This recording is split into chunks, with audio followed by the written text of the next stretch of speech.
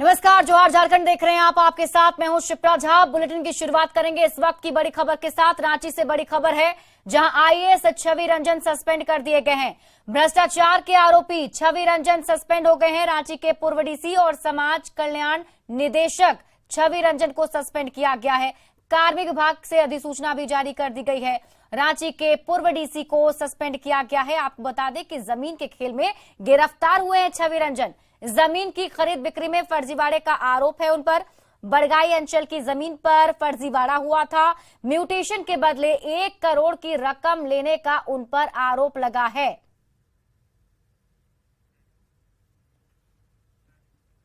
Hazaribagh jail में सजा काट रहे गैंगस्टर अनिल शर्मा की तबियत बिगड़ने पर रांची के रिम्स लाया गया था। अस्पताल के कार्डियो विभाग में अनिल शर्मा का इलाज जारी है। डॉक्टर लगातार उसकी मॉनिटरिंग भी कर रहे हैं। अनिल शर्मा के रिम्स में भर्ती होते ही कई लोग उनसे मिलने पहुंचे, जिसमें सत्ताधारी दल के नेता भी शामिल हैं। बताया जा रहा है कि जेएमएम नेता मनोज पांडे ने गैंगस्टर अनिल शर्मा से मुलाकात की है। आपको बता दें कि गैंगस्टर अनिल शर्मा को कल हार्ट अटैक आया था। इसके बाद उन्हें हजारीबाग सदर अस्पताल से रिम्स रेफर किया गया।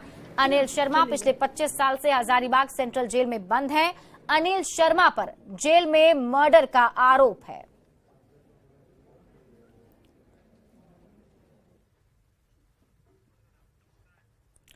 इधर जेएमएम प्रवक्ता मनोज पांडे के गैंगस्टर अनिल शर्मा से मुलाकात पर सियासत गर्मा गई है। पूर्व सीएम बाबूलाल मरांडी ने कहा है कि ये कोई पहली घटना नहीं है। इस राज्य में जेल से ही सरकार चल रही है। अब क्या कहेंगे, वो तो आप देख रहे हैं ना, क्योंकि वो तो जेल से, हॉस्पिटल से कैसे लोग संचालित कर रहा है, सरकार को लोग संचालित कर रहे हैं।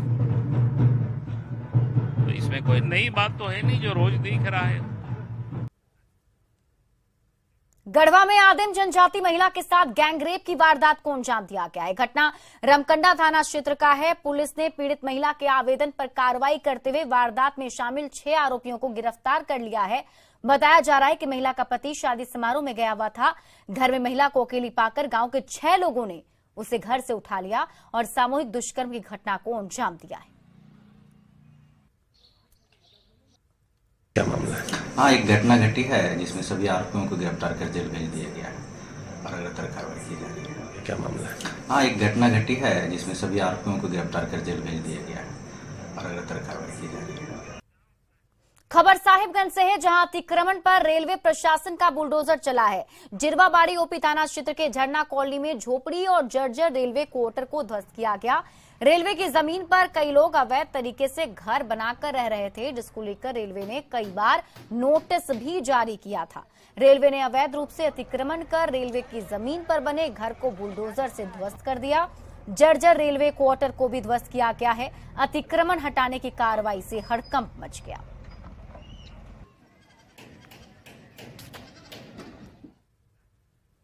रांची में इन दिनों नशे के सौदागरों का मनोबल बढ़ा हुआ है। नशे के सौदागरों का सॉफ्ट टारगेट टीनेजर्स हैं। ड्रग सप्लायर इन्हें नशे का आदी बना रहे हैं। स्कूल और कॉलेजों के पास नशे की सप्लाई हो रही है। इसकी शिकायतें भी आए दिनों पुलिस प्रशासन को मिल रही है, जिसको देखते हुए अब स्कूल कॉलेजों में पुलिस की पैनी निगाह रहेगी। रांची के सिटी एसपी की अध्यक्षता में हुई बैठक में शहर के 10 थाना क्षेत्रों के डीएसपी और थानेदार मौजूद रहे। साथ ही मीटिंग में राजधानी के स्कूल और कॉलेज के प्रबंधक के साथ ही शिक्षक और प्रोफेसर मौजूद रहे। बैठक में नशे के खिलाफ अहम रणनीति तैयार की गई, ताकि ड्रग सप्लायर पर नकेल कसी जा सके। जो आजकल स्कूल्स के बगल में कुछ लोग ब्राउन शुगर या वीड, गांजा या फिर सिगरेट का ही हम मान लें, तंबाकू प्रोडक्ट काफ़ी बिक रहे हैं, जो कि खासतौर से इलीगल हैं कोटपा एक्ट में भी और एनडीपीएस एक्ट में। तो इन्हीं की आसूचना संकलन और इनके सहयोग के लिए बताया गया था कि जैसे अगर आपको अपने विद्यालय परिसर में कहीं भी कुछ भी सिगरेट के बट्स या फिर जो वीड वाला होता है रोल पेपर मिले, या फिर जो पुड़िया होती है ब्राउन शुगर की वो खाली मिले, तो इससे आप समझ सकते हैं कि आपके यहाँ पर इसका प्रचलन है और कुछ बच्चे इसके अफेक्टेड हैं। तो आप अपने पेरेंट्स से काउंसलिंग करें और ऐसी सूचना अगर आपको मिलती है तो आप हमें बताएं। रिस्पॉन्सिबिलिटी या स्कूल का रिस्पॉन्सिबिलिटी सिर्फ साइंस और मैथ्स पढ़ाना नहीं होता है, पर एक मोरल अवेयरनेस आजकल के स्कूल्स में मोरल साइंस की क्लासेस नहीं होते हैं। तो कहीं ना कहीं हम लोग वो मोरल इम्पोर्टेंस को हम लोग लूज करते जा रहे हैं। हमारी जो धारणा है, एजुकेशन तो जरूरी है ही, लेकिन मैं समझता हूं कि उससे ज्यादा जरूरी है अपने बच्चों को संस्कारी और अनुशासित बनाना, क्योंकि जिन बच्चों में संस्कार अनुशासन आ जाती है उनका एजुकेशन भी अप टू डेट हो जाता है, प्लस वो हर एक एक्टिविटीज को अपने सिस्टमेटिक ढंग से करते हैं।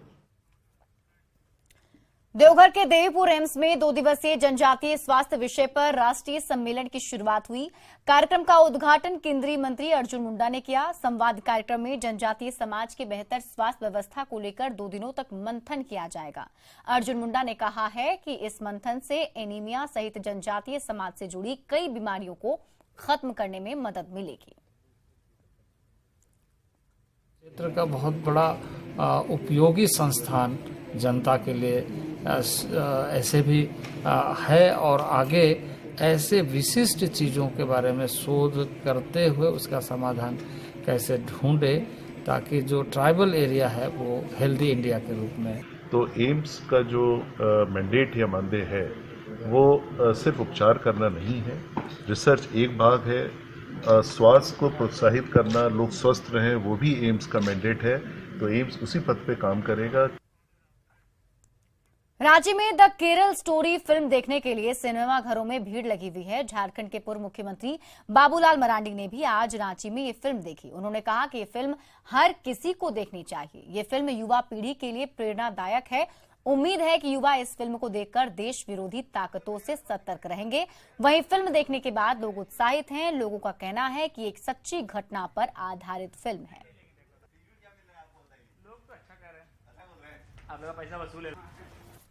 क्योंकि एक तो जिस प्रकार से असामाजिक तत्व होते हैं, या असामाजिक नहीं बल्कि आतंकवादी संगठन में किस प्रकार से लोगों को लोग बनाते हैं, फंसाते हैं, वो सारे कुछ दिखाया गया है उसमें से। और इसलिए मैं कहूँगा कि भाई हर कोई देखेगा तो निश्चित रूप से सीखेगा भी, समझेगा भी, जानेगा भी और जागरूक भी होंगे। कैसा था मूवी भैया? क्या कुछ? मूवी बहुत ही अच्छा था, देखने में अच्छा लगा, पूरा पैसा वसूल है। क्या कहिएगा लोगों को? यही कहें कि मूवी देखना चाहिए, बहुत ही क्या बोलते हैं सोशलाइज फिल्म है, ठीक है। इस पे आपको देख के कुछ सीखने जानने को ही मिलेगा। Kerala files, Kerala story. कैसी मूवी के बारे में क्या कुछ? ये बहुत अच्छी सच्ची स्टोरी है जिसमें आप हर चीज सच्चाई को देखिएगा। There is totally fact what is happening in the Kerala. ना जो केरला में हो रहा है उसकी सच्चाई बयान की गई। रांची में सांसद सांस्कृतिक महोत्सव का आयोजन किया गया। दूसरे दिन झारखंड के राज्यपाल और पूर्व सीएम बाबूलाल मरांडी शामिल हुए। सांसद सांस्कृतिक महोत्सव में कुल 2683 प्रतिभागियों ने अपनी भागीदारी निभाई। रांची सांसद संजय सेठ ने कहा कि इस कार्यक्रम का मकसद संस्कृति का जागरण करना है। वहीं बाबूलाल मरांडी ने भी कार्यक्रम की तारीफ की।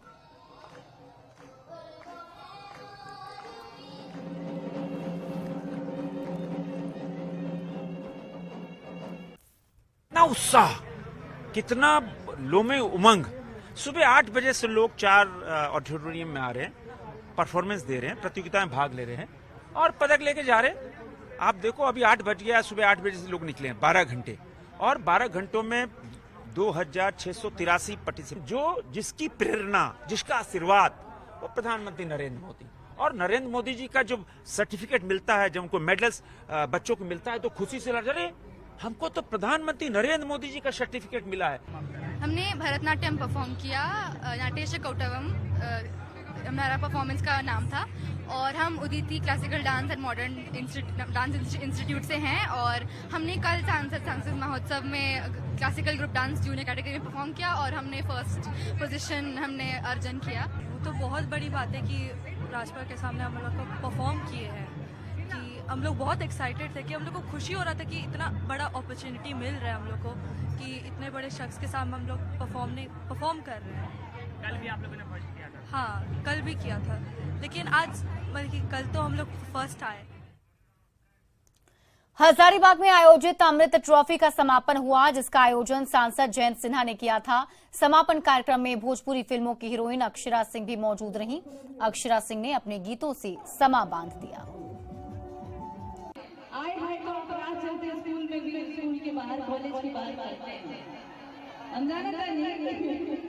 कि हमारी चुनरिया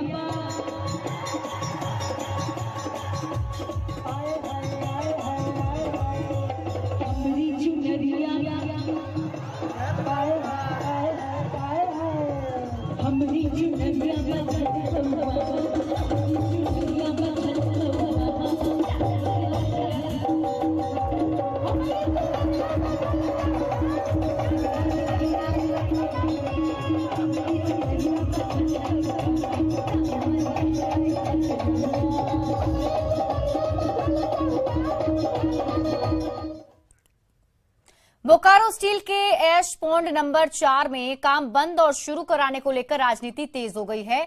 एक पक्ष जहां विस्थापितों को नियोजन देने की मांग कर रहा है, जबकि दूसरे पक्ष ने पहले पक्ष पर काम बंद कराकर विस्थापितों का हक छीनने की बात कह रहा है। इसको लेकर दो पक्ष आमने सामने आ चुके हैं। काम शुरू कराने वाले विस्थापितों ने दूसरे गुट पर माफिया के साथ मिलकर काम करने का आरोप लगाया। वहीं दूसरा गुट काम शुरू कराने वाले लोगों को बाहरी व्यक्ति करार दे रहे हैं। उनका कहना है कि किसी कीमत पर बिना नियोजन के काम को शुरू नहीं होने देंगे।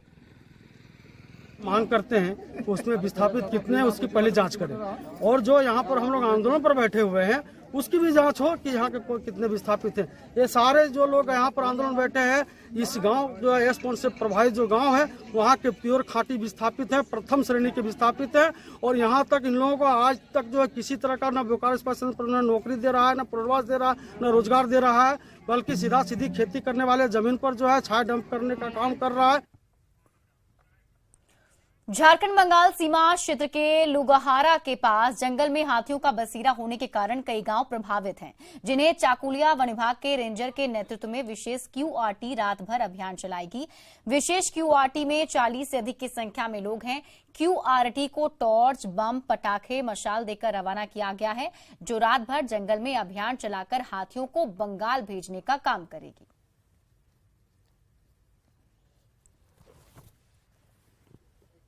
यहाँ 6 टीम बनी है, करीब 6 प्लस हमारा ग्रुप लीडर है, हमारे वहाँ के सब बीट ऑफिसर उसके साथ है। और हम लोग 5 थी में जगह में डिप्यूट किए हैं जहाँ से घुसने की संभावना है, और एक मूवमेंट में रहेगा जो किसी अगर कमजोर पड़ता है तो उसको जो फिर हम लोग हेल्प दें। नहीं, रात भर अभियान चलेगा जब तक जो है हाथी अपना दिन में जहाँ अपना बसेरा रहता है वहाँ नहीं चले जाए। और अगली खबर पाकुड़ से है, जहां एक गांव की बदनसीबी देखकर आप भी हैरान रह जाएंगे। गांव में पिछले 5 साल से बिजली नहीं है। रोशनी की उम्मीद लगाए लोगों की आंखें पथरा गई हैं। गांव के लोग आज भी लालटेन युग में जीने को मजबूर हैं।